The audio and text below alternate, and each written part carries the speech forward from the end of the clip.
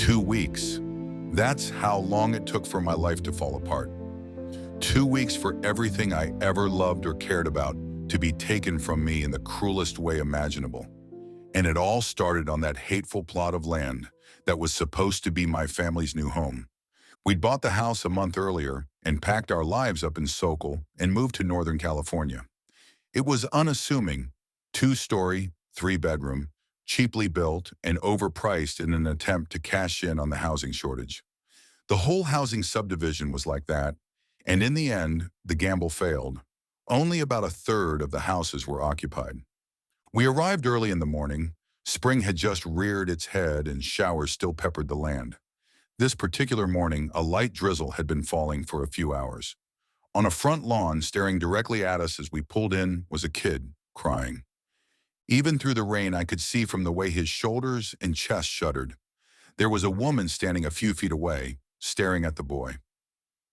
"Are you okay?" my fiancée Laurie asked, stepping out of the car. The boy, who couldn't have been older than 17, nodded slightly and walked away, pausing halfway down the street to look back and shake his head. The woman, in her 60s, walked up as he strode out of sight and spoke to us. "He's crying for you," she said. "Excuse me?" I asked her. "He's like an omen. I saw him crying a week before my husband went missing. All they found of him was the joint to his index finger. I'd leave and never look back if I were you." "I'm sorry, are you a neighbor?" Laurie asked. "Nah, I don't live here, just follow the boy around whenever I see him crying. Never says anything to the people he's supposed to warn, so that's why I'm here. I know your kind though, young, arrogant, and unwilling to listen. It's fine, I'm just a crazy old lady. Just know this land here. It knows nothing but tragedy. Settlers watered it with the blood of Indians, slaughtered by the hundreds, and before them, they did it to each other. See, bound by tragedy, it'll come to pass again." "I think you should be going," I said firmly. "I'm off, just don't say I didn't warn you," she said and hobbled away. "What the hell was that about?" I asked, facing Laurie. "Locals trying to scare us. I get it. People like us move en masse, raise rents, vote differently, and change their way of life. It's easy to see why they'd get resentful," she said. She saw the look in my eyes and frowned. "Amir, I didn't mean it like that. I'm just saying my parents think like her. I know what's running through her mind. But honestly, fuck her. She doesn't matter. We do. The people around here are probably used to getting everything handed to them. Why can't we take a little something from ourselves?" I was comforted by her words then, but in hindsight she was wrong. Mrs. Norris was eccentric and crotchety, but she never had anything handed to her. She grew up poor and lived poor most of her life, and even now she works as a Walmart greeter. If anyone had been lucky, it had been me. My entire life I only failed upwards. When I fucked off in high school, Mom and Dad's alumni status and hefty donations to an Ivy League school ensured my acceptance. When I renounced my parents' faith, they stopped talking to me, but made sure my classes were paid for, and they always kept me in their prayers. I had a job lined up for me the moment I graduated at Dad's law firm, even if he scheduled it so we'd never interact. He even left me a trust fund that was enough to afford this house and co-signed when Laurie asked him to. I didn't know until after all the horrors I've experienced how good I had it. Guess you don't know what you have until it's wretched from your hands. Laurie brought Carter out of his seat, my beautiful son, a year and a half now. I wanted to name him after my brother. He was closer to me in skin tone than Laurie, and he even had my father's eyes.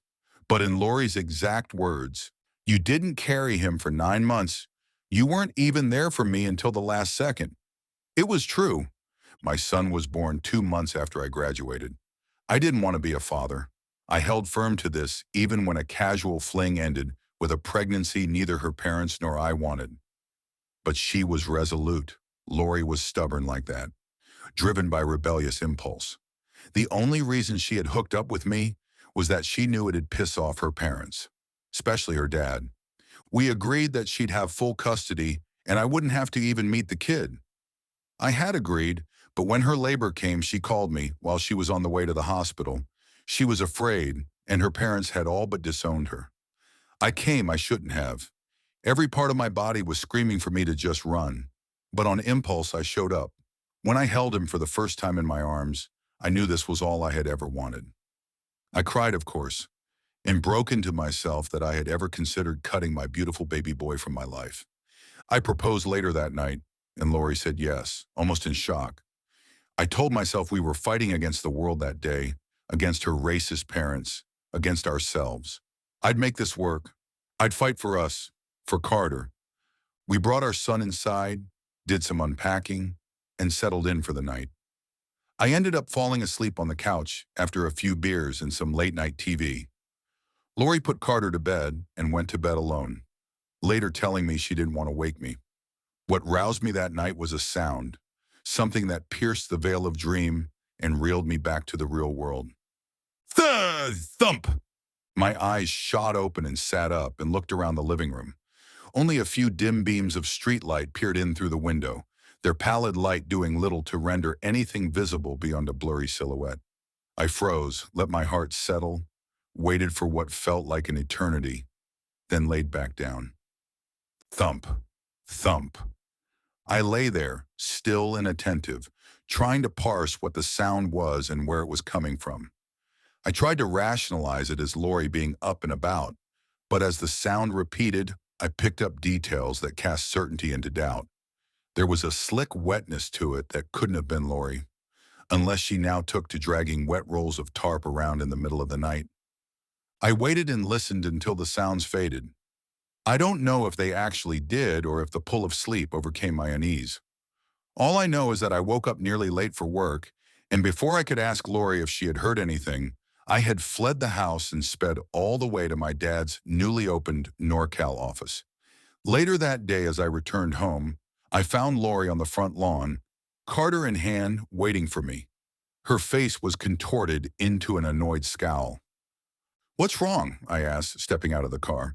"That weird kid was back, around noon, and so was the old lady," she said. "What did they want?" "I think they're trying to scare us out of here." The kid was crying again, bawling actually. The lady was behind him said that it's already started and that our clock was ticking down. When I asked her what she meant by that, she all but threatened me. She said the earth, it weeps and it remembers the cruelties inflicted upon it. "You'll see. It'll claim its dues one way or another." I told them I was going to call the cops and they left, but it didn't sit right with me.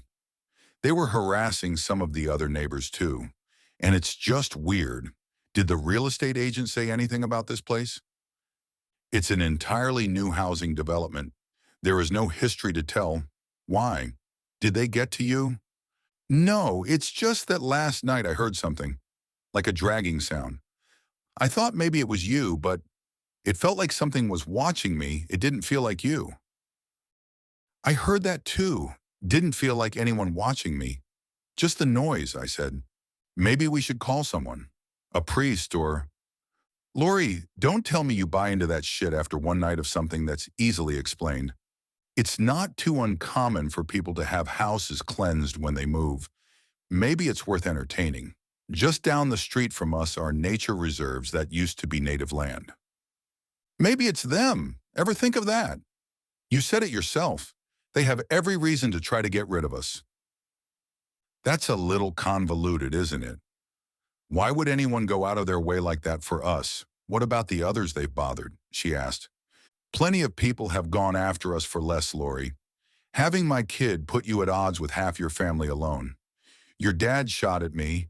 I'm not surprised by the crazy shit people do anymore. We'll let security know that they're harassing us. Problem solved. Laurie looked at me with weary eyes. Maybe. She glanced back down at Carter, who giggled and she smiled. Yeah, you're right, she said, and let her shoulders relax. A few days went by without incident, and I was starting to settle into the flow of things. We got to know some of our neighbors at Laurie's behest, and I was trying to get Carter to say his first words, but the word "dada" seemed to evade him. Laurie was still in a bit of a funk. She got it often enough that I talked about therapy, though she always evaded the topic. She dropped out of college, was disowned by her parents, and got engaged to the man responsible for her fall from grace on a whim. I caught her crying half a dozen times since she'd given birth. We hadn't had sex more than a few times since she gave birth. I could tell she wanted to be more than a housewife, and I know we needed the extra income. When I brought up that I was being groomed for a promotion, her eyes lit up. Think we'd be able to afford childcare? Would be nice to have some time to work, maybe even finish my degree. It's in the realm of possibility. Still dream of being a nurse? I said, smiling. I could change to accounting so I can annoy the hell out of you at work, she said with a laugh. All seemed to be right in the world. Nowhere to go but up. We put Carter to bed in his room, and Laurie and I settled into our bed for the night. I rolled over onto her side, pressed against her, and said, "Let's make a brother for Carter." Laurie looked at me stunned at first before her face slacked into a grin. "You think you can decide that?" she asked. "We can try? And what if I want a girl?" "We can try for a girl after we give Carter a brother. Think about it. Boys need other boys their age, and our daughter gets two older brothers to protect her." "You make a compelling argument," she said, and moved to straddle me. We broke out into a wrestling match, disrobing one another with every hold and shift of motion. Laurie was halfway through pulling my boxers down when the sound of glass shattering froze us both in place. Seconds ticked by as my muscles tensed in anticipation. Another explosion of glass made the both of us flinch, and Carter awakened with a snort and then a wail. "Go," I said to Laurie, and she launched herself to Carter's room. I pulled my boxers up as I made my way downstairs. I snagged the bedside bat as another series of glass-shattering staccatos rang out throughout the house. "What the fuck?" Laurie shouted as I ran past. Bat held so tightly in my hands my knuckles paled. In my anger and haste, I sprinted into the kitchen without thinking. As I flicked on the lights as I stepped on a shard of glass. "Fuck!" I yelled as it bit into my flesh. I looked around at the sight before me, blood pooling steadily around my foot. Nothing but a cabinet and half a dozen glass cups shattered across the floor. I set the bat down on the counter and pried the sizable glass shard from my foot. I didn't have time to dress it. A scream rang out from upstairs. "Amir! Amir!" Laurie called, and I sprang up and ran towards them, leaving bloody footprints on hardwood and carpeted stairs. I was yelling at myself internally. Whatever was doing this succeeded in separating us. As I reached the hallway, it dawned on me that I left the bat on the counter. Though my stomach tied itself into knots at the realization that I'd have to face whatever was in the room unarmed, nearly naked, and bleeding, I did not slow or relent. I flung myself through the open door, wild-eyed and ready to fight. Laurie was huddled in the furthest corner, with our wailing son held close to her chest, a finger outstretched and pointing to the closet that faced her. My eyes flicked to where she pointed in the swirling darkness of the open closet door, and for the briefest of moments I thought I saw movement. Muscles tensed and I raised my fist, but the apparition was dispelled the second I focused in on it. Already rationalizations formed within me.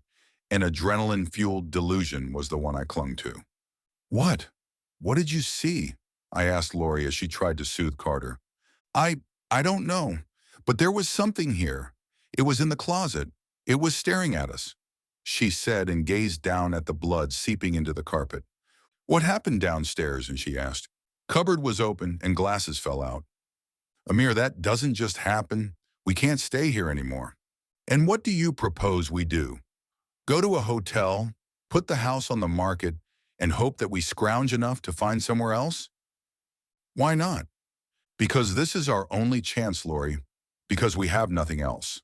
We've made it here, and I can't make a gamble like that. Half the houses here are empty. They haven't sold. If we leave and are worse off than when we started, we have no one to turn to. Not your parents, not mine, not a single friend. No one but us. We have to fight Laurie. For us. For Carter." Carter had quieted, but Laurie had tears carving slow paths down her cheek. "I didn't think it'd be this hard. I didn't expect a walk in the park, but fuck, I didn't think it feels like this. Every day is a pit I have to crawl out from, and every day it feels deeper," she said. I closed the distance between us, embraced her and Carter, and with my head on hers, I asked her to fight, and through tears and quiet hiccups, she said, "I will."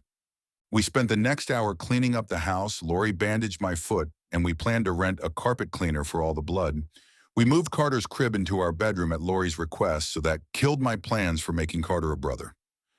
Things settled for the night, and we fell into a fretful sleep. The next day, as I was coming home from work, I noticed that strange kid again. Mrs. Norris was far behind on the intersection of my street and another. Like before, he was walking aimlessly but paused in front of our house. He was crying again, but harder this time. Sobs racked his body as he struggled to hold a steady breath. "You're not supposed to be here," I said as I walked by. He nodded and kept walking, but paused for a moment, letting his crying die down until he could speak, and he said, "You're the ones that don't belong. The earth here, it's wept, and none listened to its pleas, and so now it lashes out." I headed toward him at a brisk pace and grabbed onto his shirt, pulling him close so he could see how deadly serious I was. "Are you threatening me and my family?" He met my gaze. There was nothing in his eyes, no provocation, but he was crying again. A smile split his face and his unsettlingly perfect teeth bared. He looked back into my eyes and said, "It'll end in screams." He shook his head and laughed, cried until I was disturbed enough to let him go. He started walking away from me again, almost limping now, and I regretted not slugging him when I had a chance. Now I had to deal with the hobbling hag, Mrs. Norris. Henry, a neighbor I recognized from 3 doors down, was turning away from her. His walk was tense, and as he retreated back to his house, the old woman locked eyes with me and approached to speak. I let out a sigh as she closed the distance. "Since you're too much of a fool to heed a warning from those who know better, let me give you a word of advice. Offer yourself in their place. Take your blood, slather it on your door, offer your life. You'll spend every waking moment of your life in regret if you don't." She said, "What biblical bullshit are you on about? I won't buy into your madness. My husband and I were planning on starting a family before it took him. I haven't moved forward a day since the day I lost him. That was 17 years ago, and that boy hasn't aged a day since. He knew. Like an angel of death, he knew it would come for me. It took my future, and I've spent every moment I can trying to warn others of what happens when the earth learns to hate, but every single last one of you has been so stubborn. I haven't saved a single one. Maybe that's another aspect of its malice. But God, if I don't try, this whole neighborhood will collapse under the weight of its own hubris, please. Look, lady, you're obviously struggling with something. I feel for you, but I won't let you project your delusions onto me and my family. I hope you can get the help you need, but stay the fuck away from us." She looked at me dejected. She turned away from me and hobbled off and said, "Fine," in such a hoarse and airy whisper, I almost thought it a phantom. As she rounded a corner and escaped my glare, I felt a sting of dull pain throb through my foot. My wound had reopened, and fresh blood flowed and seeped into my shoes in the earth. "How was work?" Laurie asked over dinner once we had settled in. "Fine, Bueller's talk of promotions has all but dried up, though." "I'm sure it'll come up again. You're a hard worker." "Let's hope my dad's not in his ear." "What about you? How was your day?" I asked. "Fine, we spent it at the park. We went for lunch and we've just been out and about, seeing the town." "You're afraid to be here alone." "Why wouldn't I be? Something was staring at me and Carter. It wanted to hurt us. I'm not comfortable here alone."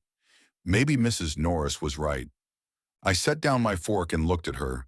Her face was unreadable, but she wouldn't have said anything unless she was mad at me. "Laurie, can we not?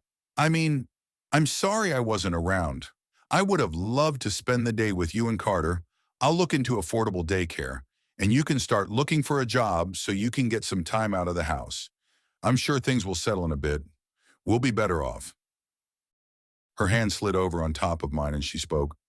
"I'd like that, and I'm sorry I shouldn't have been so standoffish. I've been stressed, you've been stressed. It's all been one big ball of stress since we moved in. I'm sure you're right. We'll be fine in the end." Her hand tightened around mine, and I maneuvered around so that I could interlace her fingers with mine. Wordlessly, we ate dinner, put Carter to sleep, and made love in the next room. When we had finished, we lay down to sleep, and in the moments before I faded into dreams, I thought that despite it all, I truly was a lucky man. Thump. My eyes flung open as I jolted awake.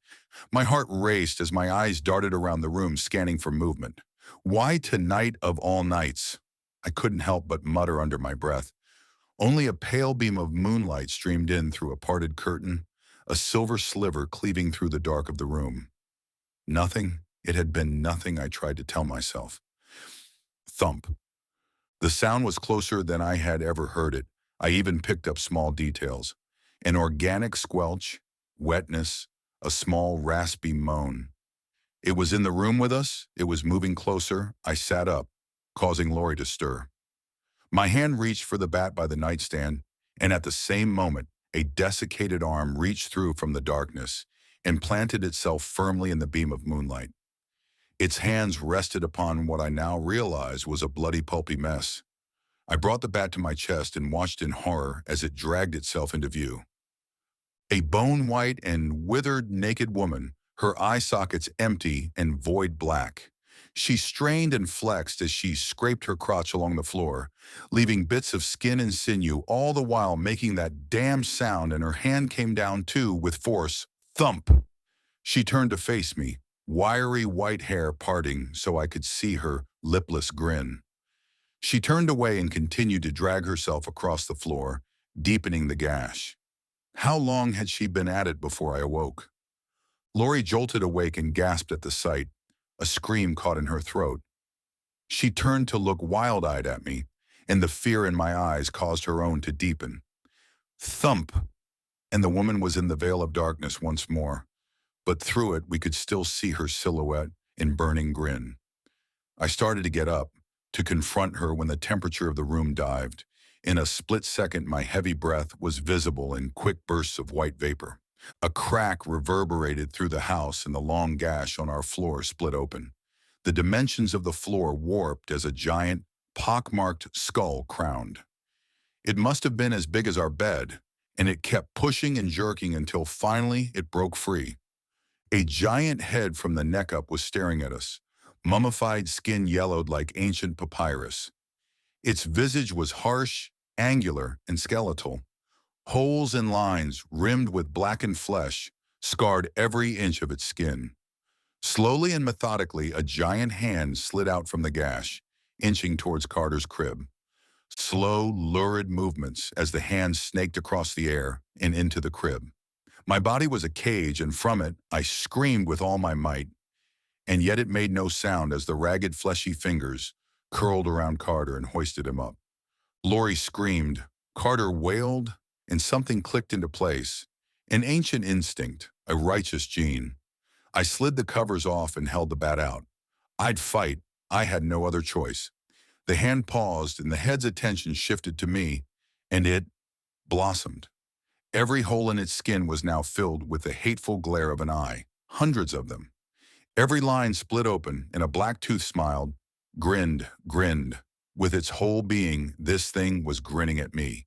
I understood it then, the depth of its rage. It all unfurled and wrapped around me, and sank its blackened teeth into all the bravado and fatherly instinct within me until it shattered. It hated me, Laurie, Carter, us. It hated all the world, and it would consume all it could in its wrath. The bat fell from my hands as my body went limp, and it opened up its mouth. The black pit of its gullet stared into me, and I was sinking in its pitch. An ear-splitting shriek dragged me back out into this world, and I watched in agonized slow motion as it brought the hand it held Carter in closer and closer to its mouth. I wanted to scream, wanted to stop it, wanted to close my eyes, but I only watched as this emanation of hatred brought my son to its lips and took a bite. The crunch is seared into the very core of my being. I'll never forget, no matter how hard I try. A pitiful cry that never truly formed clicked in my head, and a crimson curtain fell. 1,000 tounges, 1,000 mouths all opened and clashed against each other to lap up the blood of my son, the blood of me and Laurie. Our entire history, our future, gone. The hand pulled back, twisting as it did. The sound of small, frail bones breaking and flesh tearing echoed throughout my entire being, and still, I couldn't look away.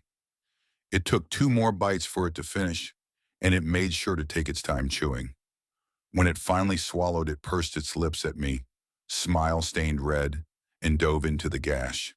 It sealed itself and returned to the pulpy stain it had originally been, now with a few more blood stains. My ears were ringing, my screams, Laurie's, the whole neighborhood was shrieking out into the night. In the corner, the naked woman watched us as we shrieked ourselves raw, until she too faded into the blackness. Dawn came a few hours later, but night had been lit by the blues and reds of police cars. I saw that strange kid amongst the crowd of people. He wasn't crying anymore. His eyes were empty and solemn, but the grin he had flashed me the day before was still carved into his visage. Mrs. Norris was at his side. Our eyes locked, and an understanding was shared between us. She shook her head, wiped a tear from her eye, and turned to leave. Everyone had lost someone that night. Coraline, a widow, was never found, only an empty house and a bloodstain. Joshua, a single father, awoke to his daughter's room empty, except for the fading silhouette of a woman hidden within a dark corner. Henry only ever had himself and his dog. All that was left of the chocolate lab was the bisected lower half. There are other tales and losses too painful to hear, but no one escaped the wrath of that angel of death, a resentful plot of land, or maybe some unknown dues finally being paid. I couldn't answer the police's questions, and they couldn't answer ours. Not even the local news stations would hear our pleas. Maybe there was some higher power at play, trying to cover up the event, the calamity that shattered the lives of dozens. Maybe the truth will come out one day, or maybe this has happened before, and they've perfected the methods of covering it up. If there's a consequence in store for my account, I'll be dead before I ever face it. That fateful night was 3 days ago. I haven't gone to work since or even talked to Laurie. Catatonic, my mind regressed into a shell of itself because what else could I have done? Yesterday I walked in on Laurie, lifeless. She downed all the bottles of medication she could find. I thought I had nothing left to lose, but then I saw her. That shell broke and I collapsed into myself more than I ever knew I could. I think I'll be following after her and Carter before the day is done. I was never a religious man, that's why my father disowned me. Now I pray that they're out there in a better place and that they're waiting for me and we won't have to fight anymore. My father once told me that children are your legacy, your future, and so to be fruitful. I think about how much we've taken from the earth and how much suffering it's witnessed, how much blood has been spilled on it, how long it must have spent beneath our shadow weeping, praying for it to end. With enough time and tragedy, even the brightest of hearts warp and twist into something else. Maybe you can only take from someone so much before it takes back. It took everything from me. I don't know how far this spreads, where and if it'll strike again. All I know is that the very earth we tread and live on can grow to hate us. And maybe for you, it already does.